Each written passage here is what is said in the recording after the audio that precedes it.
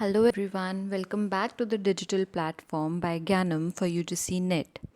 So today in this video we are going to cover the theory of multiple intelligence.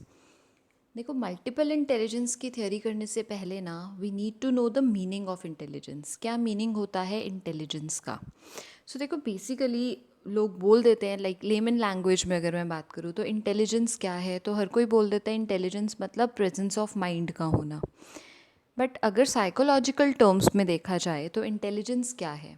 Basically ना intelligence होता है कि जब आप ना कुछ चीज़ों को अडेप्ट कर रहे हो, कुछ जहाँ पे एडजस्टमेंट की ज़रूरत है आप वहाँ पे एडजस्ट कर रहे हो. बेसिकली ना सही सिचुएशन में सही बिहेवियर को शो करना, वही इंटेलिजेंस होती है, राइट? अब इंटेलिजेंस पे ना मैक्सिमम थ्योरीज जो हैं वो आई हैं कि ह्यूमन में किस किस तरह के इंटेलिजेंस है, या हमें कैसे पता चलता है कि मार्क्स ऑफ इंटेलिजेंट बिहेवियर क्या हैं. वुडवर्थ ने बेसिकली उनके बारे में बात की है. एनटीए नेट में इतना कुछ डिटेल में नहीं है, एक थ्योरी है हमारे पास मल्टीपल इंटेलिजेंस की. So let's cover the theory. सबसे पहले थ्योरी किसने दी है? थ्योरी जो है ना it is given by Howard Gardner. Gardner की बेसिकली ये थ्योरी है. उनके अकॉर्डिंग जो ह्यूमन बींग्स हैं उनमें 9 तरह की इंटेलिजेंस होती है, राइट? और वो एक अमाउंट में नहीं होगी, वो वेरिंग अमाउंट्स में है. अलग अलग तरह से ना वो इंटेलिजेंस उनके अंदर प्रेजेंट है, right? Each person has a different intellectual composition. Her person की अलग इंटेलेक्चुअल कॉम्पोजिशन होगी, राइट? मेरे माइंड में क्या है, मैं किस तरह से चीज़ें सोचती हूँ, दूसरा पर्सन कैसे सोचता है, वो वेरी करेगा क्योंकि इंडिविजुअल डिफरेंसेस एग्जिस्ट करते हैं, right? So we can improve education by addressing the multiple intelligence of our students. अब हम कैसे एड्रेस कर सकते हैं एजुकेशन को, या हम कैसे इम्पार्ट कर सकते हैं एजुकेशन अमंग द स्टूडेंट्स, अगर हमें इन सारे टाइप्स की इंटेलिजेंस के बारे में पता होगा. और हमें पता है कि हमारे जो स्टूडेंट्स हैं ना उनमें हर तरह की इंटेलिजेंस है. हो सकता है किसी में एक टाइप की इंटेलिजेंस ज़्यादा है और किसी में दूसरे टाइप की इंटेलिजेंस ज़्यादा है, राइट? उसको समझने के लिए इम्पॉर्टेंट है कि हमें सारे टाइप्स पता हों. तो गार्डनर ने इस चीज़ पे स्ट्रेस किया. These intelligences are located in different areas of the brain. अब ये इंटेलिजेंस जो है ना, जितने भी टाइप्स अभी हम आगे कवर करेंगे, अकॉर्डिंग टू गार्डनर ये अलग अलग एरियाज में हैं ब्रेन के.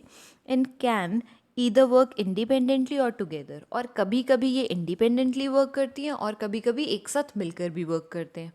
यानी रिलेटेड भी हो सकती हैं और इंडिपेंडेंट भी हो सकती हैं.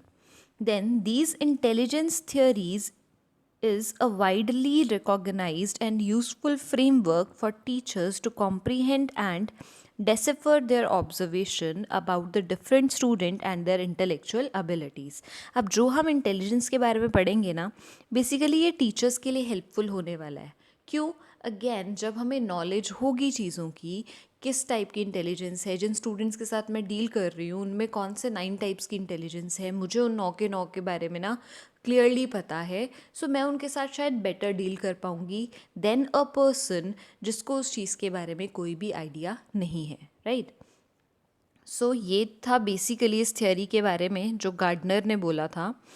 गार्डनर क्लेम करता है that human beings have multiple intelligence, कि किसी ह्यूमन में ना सिर्फ एक क्वालिटी नहीं हो सकती या एक तरह की इंटेलिजेंस नहीं है. ऑब्वियसली वेरिएशंस है, अलग अलग तरह की इंटेलिजेंस है. These multiple intelligence can be nurtured and strengthened or ignored and weakened. Basically क्या होगा, आप अगर इनको पहचान जाओ और इसके अकॉर्डिंगली वर्क करो तो ये स्ट्रेंथ भी प्रूव हो सकती है, और अगर इग्नोर कर दो तो फिर ये सबसे बड़ी वीकनेस भी हो सकती है. He believes each individual has 9 intelligence. अब हम 9 वो जो इंटेलिजेंस की उन्होंने बात की है उसको कवर करेंगे. यही इंपॉर्टेंट है इस थियोरी में, जो 9 टाइप की इंटेलिजेंस है. फर्स्ट है वर्बल लिंग्विस्टिक इंटेलिजेंस. नेम से क्लियर हो रहा है, लैंग्वेज से रिलेटेड बात की है और वर्बल पे ज़्यादा फोकस किया जा रहा है, राइट? बोलना तो रिलेटेड टू वर्ड्स होगा, रिलेटेड टू सेंटेंस होगा, related to command over the language होगा. Well developed verbal skills and sensitivity to the sounds, meaning of words, ये बेसिकली इसमें कवर होता है.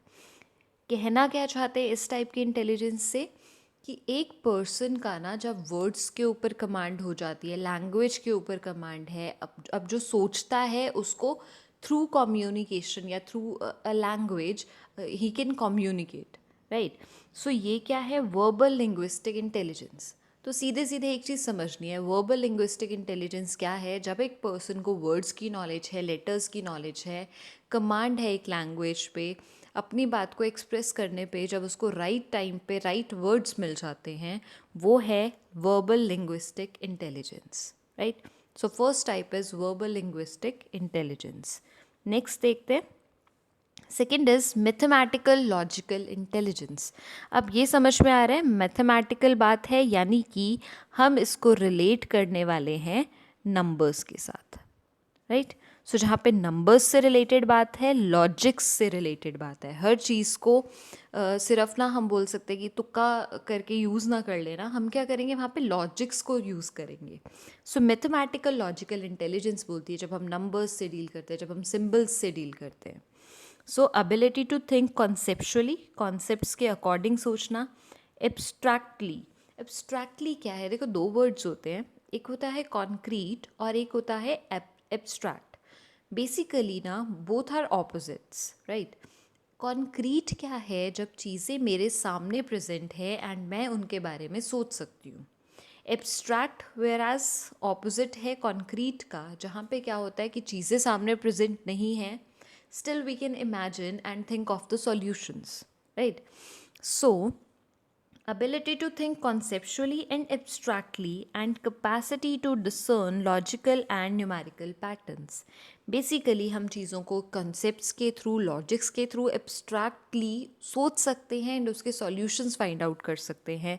वहाँ पे नंबर्स, सिम्बल्स, जो भी न्यूमेरिकल पैटर्न्स यूज़ हो सकते हैं हम उसको कर रहे हैं, वही है मैथमेटिकल लॉजिकल इंटेलिजेंस। एक person who is good with numbers, उसके अंदर कौन सी टाइप की इंटेलिजेंस होगी, मैथमेटिकल लॉजिकल इंटेलिजेंस, राइट।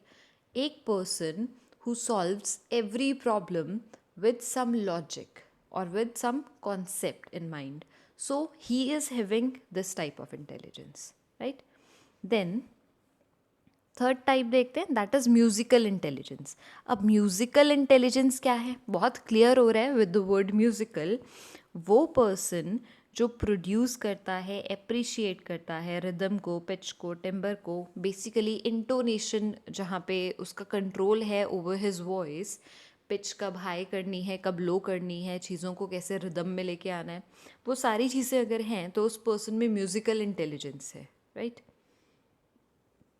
जैसे फॉर एग्ज़ाम्पल जो सिंगर्स होते हैं, राइट, सिंगर्स में क्या है, म्यूज़िकल इंटेलिजेंस है। क्यों? क्योंकि उनके अपना वॉइस के ऊपर पूरा कंट्रोल है एंड वो अकॉर्डिंगली ना इंटोनेशन को अपनी कंट्रोल कर सकते हैं, पिच हाई लो, राइट।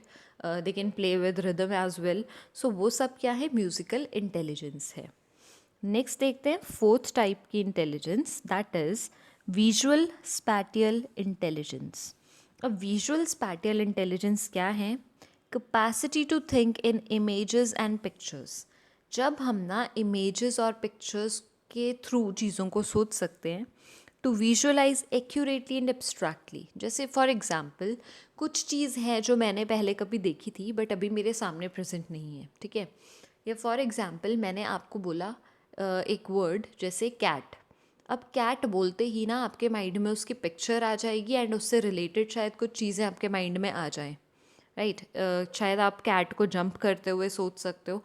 वो सब क्या है, हमारे सामने कैट प्रेजेंट नहीं है बट हम एब्स्ट्रैक्टली उस चीज़ के साथ डील कर पा रहे हैं या हम एक्यूरेटली उससे रिलेटेड चीज़ें सोच पा रहे हैं, right. This is visual spatial intelligence. Basically relate करते हैं इसको विद इमेजिनेशन, राइट। जब चीज़ें सामने प्रेजेंट नहीं है बट हम एक्यूरेटली उसको सोच पा रहे हैं। क्यों? क्योंकि हमने शायद कभी एक्सपीरियंस किया हो या देखा है, या in pictures you are seeing something and then you are using it. Then comes next, that is fifth type of intelligence, bodily kinesthetic intelligence. Bodily kinesthetic intelligence क्या है, जब एक पर्सन का ना अपनी बॉडी मूवमेंट्स में कंट्रोल है। देखो म्यूजिकल इंटेलिजेंस में हम बोल रहे थे एक पर्सन का ना अपनी वॉइस के ऊपर कंट्रोल है, बॉडीली काइनेस्थेटिक में है एक पर्सन का ना अपनी बॉडी के ऊपर कंट्रोल है, राइट। जैसे प्लेयर्स हैं, डांसर्स हैं, उनका अपनी बॉडी के ऊपर इतना कंट्रोल है कि वो उसको कैसे भी मूव कर लेते हैं। सो उनके अंदर कौन सी टाइप की इंटेलिजेंस है? Bodily kinesthetic intelligence. क्या है? Ability to control one's body movement and to handle objectives skillfully. So हो क्या रहा है यहाँ पे कि जैसे मैंने एग्जाम्पल दिया, डांसर है फॉर एग्जाम्पल, उसका अपनी बॉडी के ऊपर इतना कंट्रोल है कि वो चीज़ों को ना अपने अकॉर्डिंग चेंज कर पा रहा है, राइट। सो वही है bodily kinesthetic intelligence. Then comes next type of intelligence, that is interpersonal intelligence. बहुत बार क्वेश्चन आते हैं इंटरपर्सनल इंटेलिजेंस, एंड नेक्स्ट जो हम कवर करेंगे दैट इज इंट्रापर्सनल इंटेलिजेंस। दोनों के ही काफ़ी क्वेश्चंस कवर होते हैं। क्या है इंटरपर्सनल इंटेलिजेंस? देखो, जब भी मैं वर्ड यूज़ करूँगी ना इंटर, इट मीन्स मैं दो चीज़ों की बात कर रही हूँ या दो से ज़्यादा की बात कर रही हूँ, राइट। सो इंटरपर्सनल इंटेलिजेंस क्या है? जब मैं बीइंग अ पर्सन दूसरे लोगों के व्यूज़ भी समझ रही हूँ, उनकी ज़रूरतें समझ रही हूँ, राइट। तो एक पर्सन जब वो सेल्फ से थोड़ा ऊपर उठता है एंड दूसरों के व्यूज़ को इम्पोर्टेंस देता है या समझता है, तो वो उसकी इंटरपर्सनल इंटेलिजेंस है। So, capacity to detect and respond appropriately to the mood, motivations and desires of others.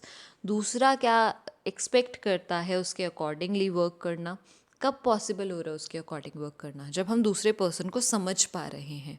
तो दूसरों को समझना is interpersonal intelligence, right. Whereas intrapersonal intelligence is the opposite of interpersonal intelligence.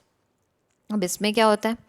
Capacity to be self aware, अपने बारे में समझ, अपने आप को समझना basically, and in tune with inner feelings, values, believes, thinking processes. जब हम अपनी थिंकिंग प्रोसेस को समझ रहे हैं, अपने वैल्यूज़ को, अपने बिलीव्स को, इन सारी चीज़ों को समझ रहे हैं, that is intrapersonal intelligence, right. So intrapersonal is related to self and interpersonal is related to the understanding of others point of view. Then comes eighth, that is naturalistic intelligence. अब naturalistic intelligence क्या है? देखो, relate कर रहा है natural से यानी nature से। नेचुरलिस्टिक इंटेलिजेंस बेसिकली उन लोगों में होती है जो नेचर से ना डायरेक्ट जुड़े हुए हैं, जैसे फार्मर, राइट। अब उससे बेटर तो किसी को नहीं पता होगा नेचर के बारे में। सो उसमें कौन सी इंटेलिजेंस है? नेचुरलिस्टिक। तो फार्मर को मैं इस कैटेगरी में रख सकती हूँ। सो क्या है naturalistic intelligence? Ability to recognize and in tune with inner feelings, values, believe, thinking processes, ये सारी चीज़ें। Then comes the last type, that is existentialistic intelligence. Existentialistic intelligence basically किस चीज़ के साथ डील करती है? देखो, कुछ ना मिस्ट्रीज़ होती हैं। जब एक पर्सन ना उन चीज़ों को फाइंड आउट कर रहा है, उसमें इस तरह की इंटेलिजेंस होगी, राइट। जैसे बर्थ से पहले क्या होता है सोल का, एंड डेथ के बाद क्या होता है सोल का। अगर कोई इस तरह के मिस्ट्रीज़ को फाइंड आउट कर रहा है, बेसिकली उसमें एग्जिस्टेंशियल इंटेलिजेंस होगी, राइट। सो ये है ninth type, that is existentialistic intelligence. तो हमने 9 टाइप्स कवर कर लिए इंटेलिजेंस के अकॉर्डिंग टू गार्डनर, जिसने अपनी थ्योरी को नाम दिया theory of multiple intelligence. Important theory है, नई है नेट के ट्रेंड में, और क्वेश्चंस इसके बन जाते हैं काफ़ी। बेसिक क्वेश्चन तो यही होगा कि थ्योरी किसने दी है, देन टाइप्स ऑफ इंटेलिजेंस में से क्वेश्चन आ सकता है, राइट। सो आई होप ये थ्योरी आपको क्लियर है। आपके जो भी डाउट्स हैं, you can share your doubts in the comment section, right? So we'll meet you in the next video. Stay tuned with us and thank you.